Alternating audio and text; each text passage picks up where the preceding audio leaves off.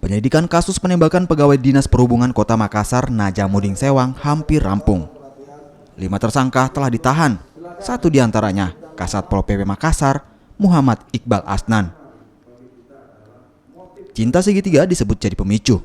Pejabat pemerintah Kota Makassar itu nekat melakukan tindakan melanggar hukum.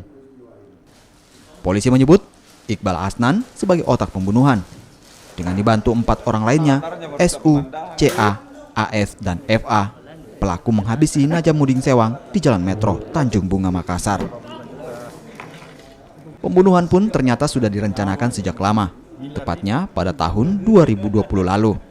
Satu pelaku eksekutor merupakan seorang anggota Polri. Kenapa peristiwa ini bisa terjadi? Rupanya setelah kita lakukan penyelidikan, ini didasari atau dimotivasi oleh asmara. Nah, makanya saya ingatkan kepada rekan-rekan yang laki nih, jangan punya simpanan ya. Jadi paling menarik adalah asmara, karena asmara bisa membutakan kita semua, menutup hati kita, sehingga kita tidak bisa berpikir yang sehat. Nah, yang kedua, tentang bagaimana kegigihan anggota saya, anak-anak saya